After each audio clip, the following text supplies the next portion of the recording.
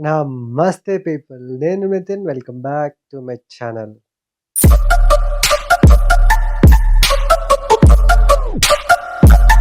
So, topic ఏందంటే what to do after immediately coming to Germany. So, జర్మనీకొచ్చిన తర్వాత వెంటనే ఏం జేయాలా? సో, ఫస్ట్ నా పర్సనల్ ఎక్స్‌పీరియన్స్ జెప్తా. నేను ఇండియాలో ఉన్నప్పుడు నా పాస్‌పోర్ట్ గురించి నేను ఆల్రెడీ చెప్పా. నా వీసా నాకు మార్నింగ్ వస్తే నేను మధ్యాహ్నం కలెక్ట్ చేసుకున్న, నైట్‌కి ఫ్లైట్ ఎక్కేసినాననమాట. అదొక పెద్ద స్ట్రాటజిక్ ఈవెంట్. అసలు తెలియకుండా జరిగిపోయింది. అండ్ ఇక్కడ నాకు ప్రాపర్‌గా అకామిడేషన్ గూడా కన్ఫర్మ్ గాలేకుండే. But I decided to travel. Because నాకిక్కడ ఒక అన్నయ్య, వదిన తెలిసిన వాళ్ళుండే. వాళ్ళు సపోర్ట్ చేస్తారన్న ఒక ధైర్యంతోటి ట్రావెల్ చేసినా అనమాట. బట్ ఇక్కడికొచ్చిన తర్వాత అన్నయ్య వాళ్ళేమో ఫ్రాంక్‌ఫ్రూట్‌లో ఉంటారు. నేనేమో బెర్లిన్‌లో దిగా. ఇక్కడి నుంచి అక్కడికెళ్ళాలంటే ఫుల్లు ట్రావెల్ జేయాలా. అంత టైం లేదు.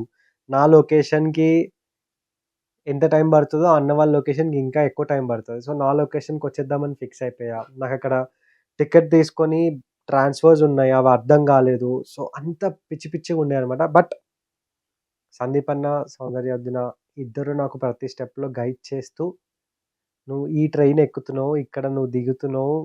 ఈ ట్రాన్స్‌ఫర్ ఉంటది. ఇన్ని మినిట్స్ ఉంటది. నువ్వు క్యాచ్ చేయాలి. లేట్ చేయకు. వెంటనే ఎళ్ళు" అది చెప్పేసి వాళ్ళు కాల్‌లో ఫాలో అప్స్ చేసుకుంటూ అండ్ నేను నా అకామిడేషన్‌కి రీచ్ అయిన తర్వాత కూడా ఇండియన్ గ్రోసరీస్ నా దగ్గర తక్కువుంటే వాళ్ళు ఆన్‌లైన్‌లో ఆర్డర్ పెట్టి, నేను వాడే రైస్ కుక్కర్ కూడా వాళ్ళే ఇప్పిచ్చిర్రు నాకు. సో, అట్లా వాళ్ళంతా సపోర్ట్ చేస్తూ వచ్చారు. నాకిక్కడ జర్మనీలో సర్వైవ్ అవ్వడానికి హెల్ప్ చేశారు. స్టార్టింగ్ ఫేజ్‌లో.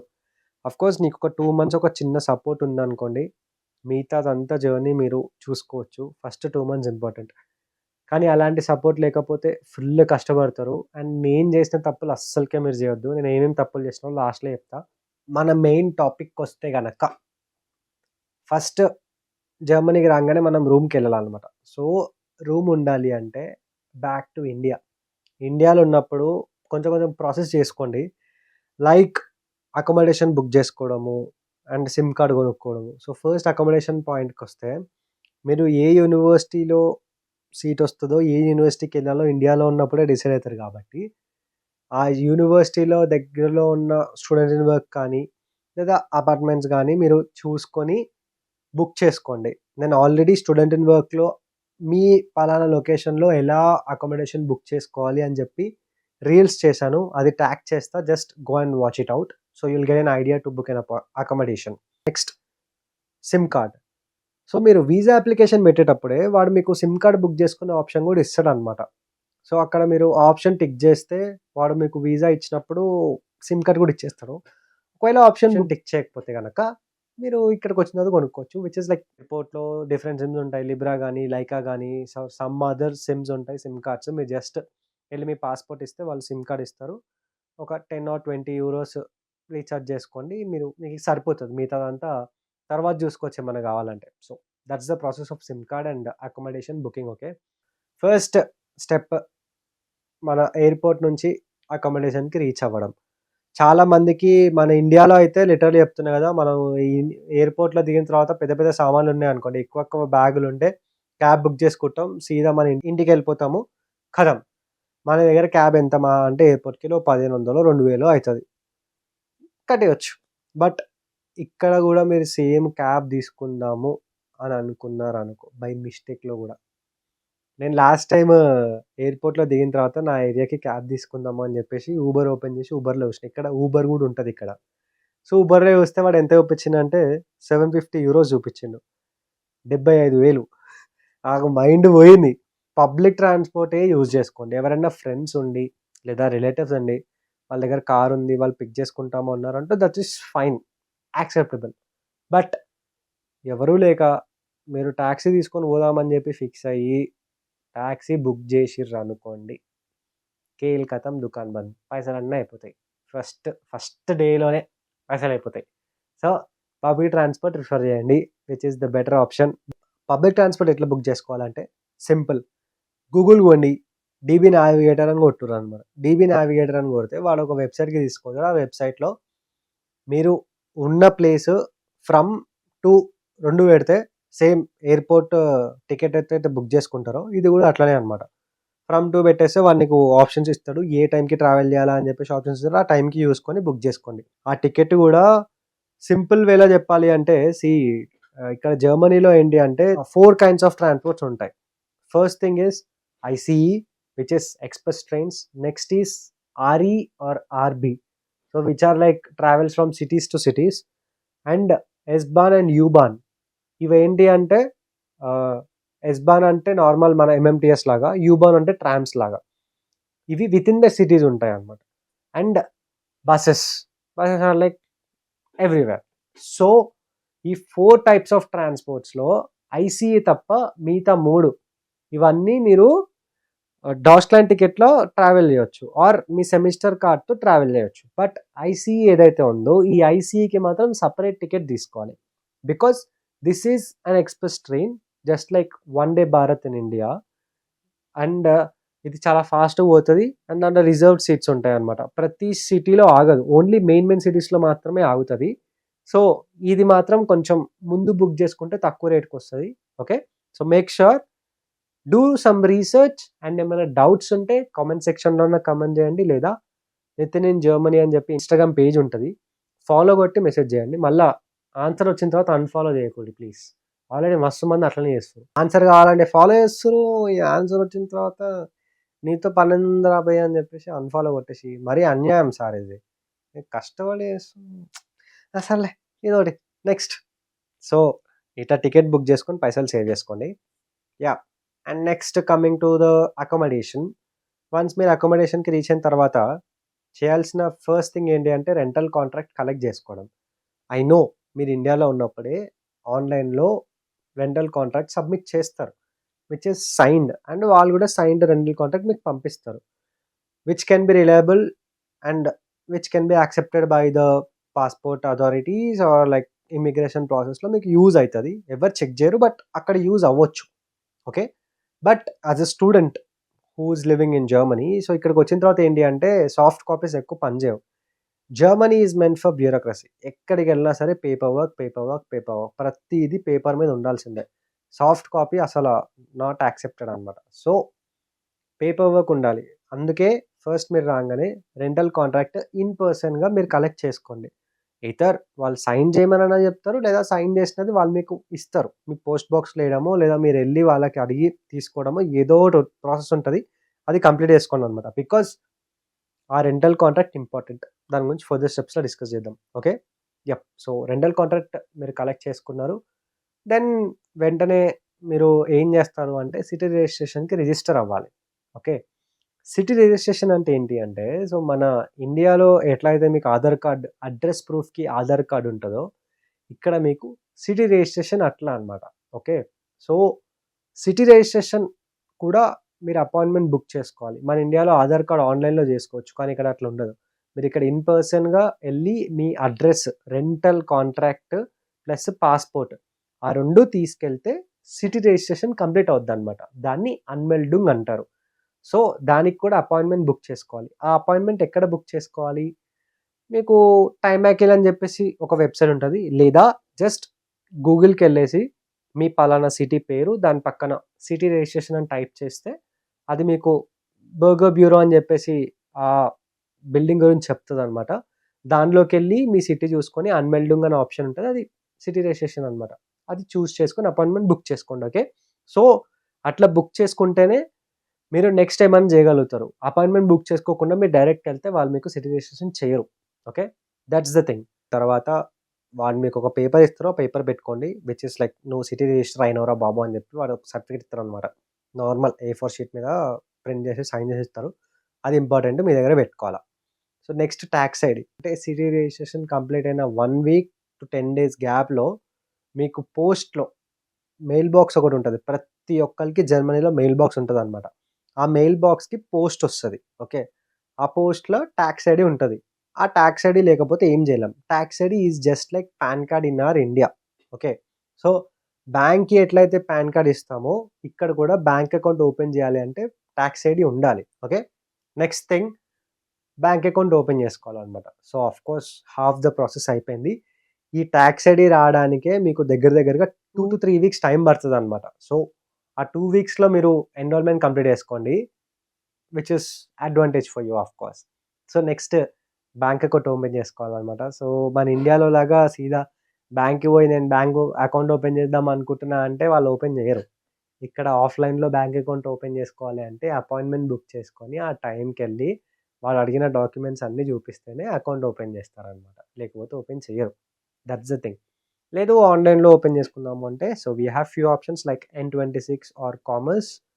ఇలాంటి అకౌంట్స్ ఆన్‌లైన్‌లో కూడా ఓపెన్ చేసుకోవచ్చు. Just look into it. Okay. But tax ID is mandatory to open a bank account. And blocked అకౌంట్‌కొచ్చేసరికి మీరేదైతే బ్యాంక్ అకౌంట్ ఓపెన్ చేస్తారో ఆ అకౌంట్ డీటెయిల్స్ అండ్ మీ అడ్రెస్ డీటెయిల్స్ బ్లాక్డ్ అకౌంట్‌కిస్తే he will verify it and then ఒక 1 week 10 days టైమ్‌లో మీకు అకౌంట్‌లో డబ్బులు పడడం స్టార్ట్ అవుతాయన్నమాట ప్రతి month. Okay. And also main important thing ఏంటి అంటే హెల్త్ ఇన్స్యూరెన్స్ యాక్టివేషన్. ఓకే. మన ఇండియాలో ఏంది అంటే మనం హెల్త్ ఇన్స్యూరెన్స్ తీసుకోము. ప్రతి ఒక్కళ్ళు తీసుకోరు టు బీ ఫ్రాంక్ చెప్పాలంటే. నేను గూడా ఇప్పటి వరకు నేను హెల్త్ ఇన్స్యూరెన్స్ తీసుకోలే. రీసెంట్‌గానే ఇక్కడ నాకు హెల్త్ ఇన్స్యూరెన్స్ తీసుకుంటున్నాను అని చెప్పేసి ఇండియాలో కూడా స్టార్ట్ చేసినా అనమాట. Because if I go back to India I need something.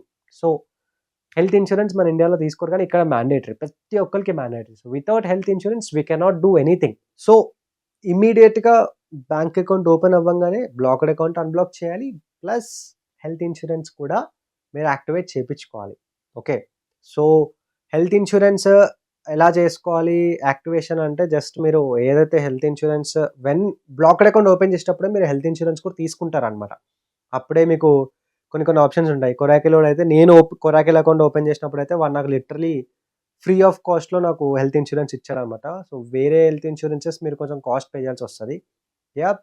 యాక్టివేషన్‌కి మాత్రం మీ ఇంటి address plus talks ID plus bank account అన్నీ ఇస్తేనే వర్క్ అవుతది. అండ్ వన్ మోర్ థింగ్ ఏంటి అంటే సో మీకు ఒకవేళ వీసా ఇప్పుడు ఫర్ ఎగ్జాంపుల్ మీరు సమ్మర్ సెమిస్టర్‌కొస్తున్నారు. మీకు వీసా మార్చ్ 1 నుంచి స్టార్ట్ అయితుంది అని అనుకుందాం. ఓకే. బట్ మీ ట్రావెల్ ఏంది మీకు క్లాసెస్ ఏప్రిల్ 1కో లేదా మార్చ్ 25కో అట్లా ఉన్నాయి కాబట్టి మీరు మార్చ్ 21కి అట్లా ట్రావెల్ చేద్దాము మార్చ్ 21కి. సో వీసా ఎట్లనో ముందే వచ్చింది. మనం కొంచెం లేట్‌గా ట్రావెల్ చేద్దాం 20 డేస్ అని అనుకున్నారు. సో వీడు హెల్త్ ఇన్స్యూరెన్స్ వాడు ఏం చేస్తాడంటే ఎప్పటి నుంచైతే వీసాలో డేట్ మెన్షన్ చేసి ఉందో ఆ రోజు నుంచే వాడు మీకు హెల్త్ ఇన్స్యూరెన్స్ కట్ చేస్తాడనమాట. సో మీరు ఒకవేళ 1 మంత్ లేట్‌గా వచ్చిరనుకోండి 1 మంత్ ఇన్స్యూరెన్స్ కట్ చేస్తాడు. ప్లస్ ఇప్పుడు వచ్చిన మంత్ కూడా కట్ చేస్తాడనమాట. సో 2 నెలలు కట్టాల. అలాంటి సిట్యుయేషన్స్‌లో మీరు ఏం చేస్తారంటే జస్ట్ వాళ్ళకి మెయిల్ రాయండి. నేను ఈ టైంకి ట్రావెల్ చేశాను. ఇది నా టికెట్ అని చెప్పి మీ టికెట్ పెట్టండి. సో నేను ఆ మంత్ మొత్తం జర్మనీలో లేను. నేను ఇండియాలో ఉన్నాను. ఏదైతే హెల్త్ ఇన్స్యూరెన్స్ కట్ చేశారో ఆ health insurance which is not actually correct. అది మాకు వెనక్కేసేయండి లేదా నెక్స్ట్ కమింగ్ మంత్‌లో యాడ్ చేసుకోండి అని చెప్పేసి వాళ్ళకి మెయిల్ చేస్తే వాళ్ళు నీకు లిటరల్లీ రిప్లై ఇచ్చి ఓకే. నేను ఈ డేట్ నుంచే కన్సిడర్ చేస్తాను అని చెప్పేసి వాళ్ళు కన్సిడర్ చేసి పైసలు రిటర్న్ ఇస్తారు. ఓకే. మీరు పెద్ద పానిక్ అయిపోయి టెన్షన్ పడాల్సిన అవసరం ఏం లేదు. It happens. నాకు కూడా అయ్యింది. నాకు ఏప్రిల్‌లో నా స్టాంపింగ్ ఏప్రిల్‌లోనే స్టాంప్ అయింది. బట్ నేను కలెక్ట్ చేసుకుంది మేలో. సో వాడు నాకు ఏప్రిల్ మొత్తం కట్ చేశాడు. ప్లస్ మే మొత్తం కట్ చేశాడు. వాడికి నేను మెయిల్ చేస్తే నాకు ఏప్రిల్ మంత్, జూన్ మంత్‌కి ట్రాన్స్‌ఫర్ చేసుకున్నాడనమాట. సో పానిక్ అవ్వకుండా ప్రతీదీ సార్ట్ ఔట్ చేసుకుందాం. డౌట్స్ ఉంటే గనక కామెంట్ సెక్షన్‌లో కామెంట్ చేయండి. లేదా నితిన్ ఇన్ జర్మనీ ఇన్‌స్టాగ్రామ్ పేజ్‌కెళ్ళి ఫాలో కొట్టండి. అన్‌ఫాలో చేయకండి. ఆడ మెసేజ్ చేస్తే నేను అక్కడ కూడా రిప్లై ఇస్తా. Okay.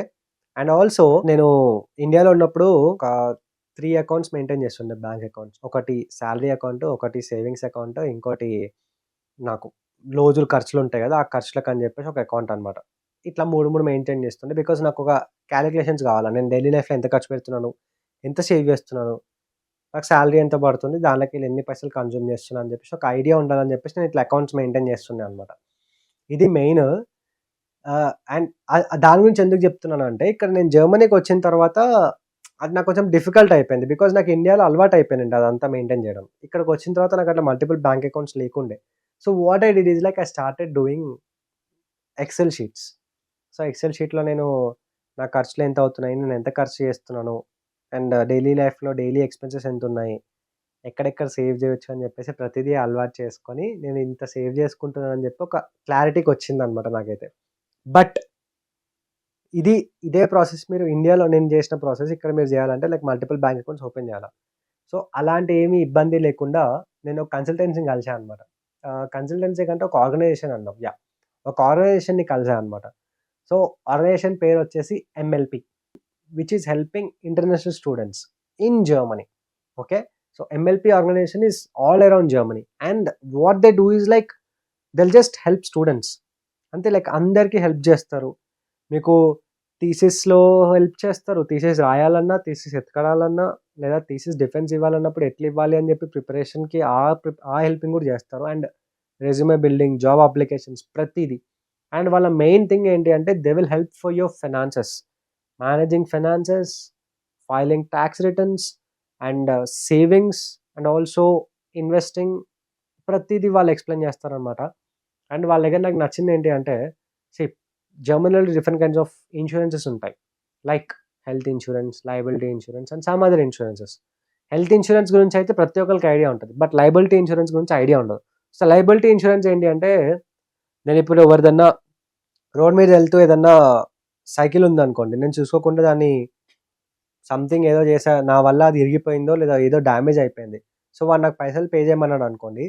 This is where liability insurance will work. So, నేను నా వల్ల ఆ పార్ట్ ఇరిగిపోయింది అండ్ వాడికి లాస్ వచ్చింది. ఇక్కడ నాకేదన్నా అయింది అంటే నాకు లాస్ వచ్చినట్టే.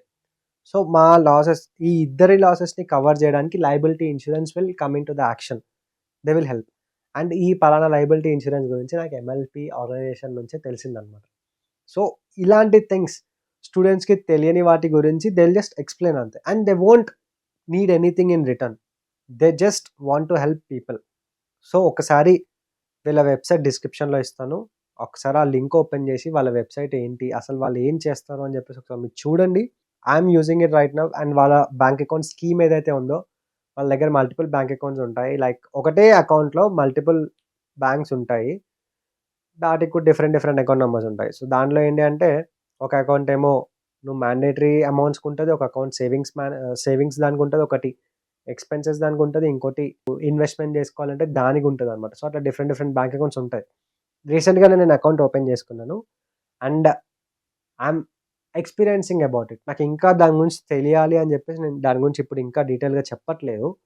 సో, వన్స్ నాకొక ఐడియా వచ్చింది అంటే దాని గురించి నేను ప్రతీదీ అది కూడా ఎలా యూజ్ అవుతది, మీరెలా యుటిలైజ్ చేసుకోవచ్చు అని జెప్పేసి I will explain. Okay. And yeah! Coming back to the video. Main thing ఏంటి అంటే the mistakes which we do when we come to Germany. So, నేను రీసెంట్‌గానే చూసాను. చాలామంది స్టూడెంట్స్ కొత్తగా వచ్చిన స్టూడెంట్స్ ఏం జేస్తుర్రంటే they won't bring cash to Germany అనమాట. వచ్చేటప్పుడు యూరోస్ తెచ్చుకోరు. నేను ఇండియాలో ఉన్నప్పుడే బిఫోర్ ట్రావెల్ చేసే రోజే ఎళ్లి వెస్టర్న్ యూనియన్‌లో కొంచెం ఇండియన్ క్యాష్ ఇచ్చి జర్మన్ యూరోస్ తీసుకున్నా అనమాట. సో, నాకక్కడ అదేమైంది అంటే ఇక్కడికొచ్చి జర్మనీకొచ్చిన తర్వాత లోకల్‌గా ఏదైతే షాపింగ్ చేయాల్సొచ్చిందో నేను క్యాష్‌తో చేసుకున్నా. నేను కార్డ్ యూజ్ చేయలే. Of course I can use my card. నా దగ్గర కార్డ్ ఉంది. నేను యూజ్ చేయలేదు. బికాజ్ నా దగ్గర క్యాష్ ఉంది కాబట్టి. ఇలా ఆల్రెడీ నా ఫ్రెండ్ ఒకడు ప్రీవియస్ సెమిస్టర్స్‌లో వచ్చిన ఫ్రెండ్ ఫారెక్స్ కార్డ్ అని చెప్పేసి అది యూజ్ చేసిండనమాట. వాడికి టీడీఎస్ కట్టయింది. అరౌండ్ 40,000 ఏమో టీడీఎస్ కట్టిండు వాడు. సంథింగ్ రోజు షాపింగ్ చేసి, ఈ ఫారెక్స్ కార్డ్ ఈ సూపర్ మార్కెట్స్‌కి మిగతా సంథింగ్ ఆర్డరింగ్‌కి ఏదేదో యూజ్ చేసాడు. ఖతం 40,000 టీడీఎస్ కట్టయింది. సో, అట్లాంటి ఇష్యూస్ మీకు రాకూడదు. మీరు కూడా టీడీఎస్ కట్టాలి అనుకుంటే of course you can use forex card. You are allowed to. But India నుంచి వచ్చేటప్పుడే క్యాష్ తెచ్చుకోండి. ఫారెక్స్ కార్డ్ వాడకండి. Okay. First thing. Second thing ఏంటి అంటే రీసెంట్‌గానే నేను ఇది విన్నాను. స్కామ్స్ అవుతాయంట రెంటల్ కాంట్రాక్ట్ మీద. మీరు పక్కా ఇన్ఫర్మేషన్ పెట్టుకొని ఔట్ సైడ్ ప్రైవేట్ రూమ్స్ కానీ వాటికి ప్రాపర్‌గా సర్టిఫైడ్ ఉంటేనే తీసుకోండి. లైక్ ఇఫ్ పాసిబుల్ అక్కడ దగ్గరలో ఉన్న సీనియర్స్ గానీ, లేదా గ్రూప్స్‌లో మెసేజ్ చేసి ఎవరినన్నా ఒకళ్ళని పట్టుకొని ఇది జెన్యూనేనా? ఈ లొకేషన్ ఉందా? ఈ పలానా దానిలో వేకెన్సీ ఉందా? నాకిట్లా ఆప్షన్ వచ్చింది. నేను తీసుకుందాం అనుకుంటున్నాను. ఏమంటారు? అని చెప్పి కనుక్కొని అప్పుడే మీరు పైసలు కట్టడం చేయండి. ఓకే.